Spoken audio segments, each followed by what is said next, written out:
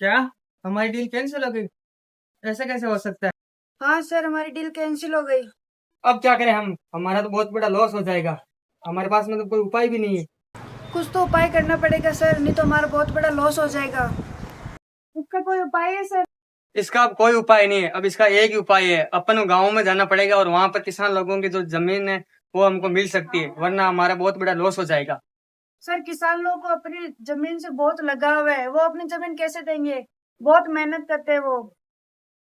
अपन के पास में पैसा बहुत है और हम पैसों के दम पर लेंगे जमीन। अगर हम जमीन नहीं लेंगे तो हमारा बहुत बड़ा लॉस हो जाएगा। और मेरे को लगता है अपन को गांव की तरफ चलना पड़ेगा, वरना अपन का बहुत बड़ा लॉस हो जाएगा और गांव में भी जाकर हम किसान की जमीन लेंगे, वरना हमारे पास में कोई उपाय नहीं है।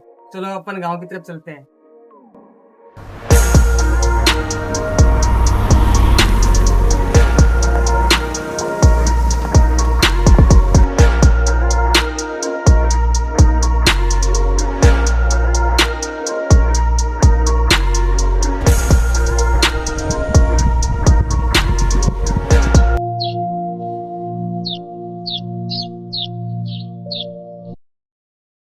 सर, ये रहा खेत और ये रहे किसान लोग। चलो इनसे बात करते हैं। एक कौन आया रे?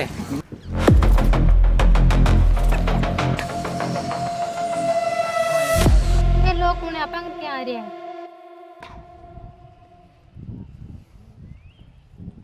हाँ तो बाबा जी, इस खेत के मालिक आप ही हो? हाँ, अपनी जमीन है। मैं जयपुर सिटी में आई हूँ और मैं एक बहुत बड़ी फैक्ट्री को मालिक हूँ। मैं आपकी जमीन को खरीदना चाहता हूँ। भैया तू है कौन जमीन ले बालो। अच्छा, तो ये बात है।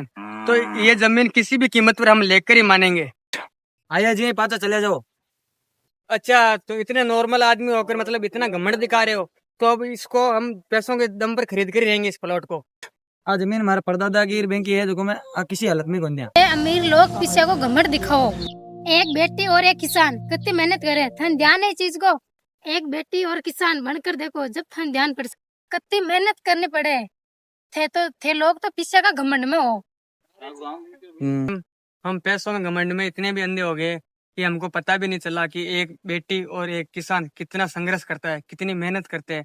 हम लोग शहर के मान पैसे कमा कमा कर इतने अंधे हो गया कि हम कभी आपका संघर्ष समझ भी नहीं पाए। Really sorry ma'am. कोई ना बेटा, अब थारी आंखें खुली है तो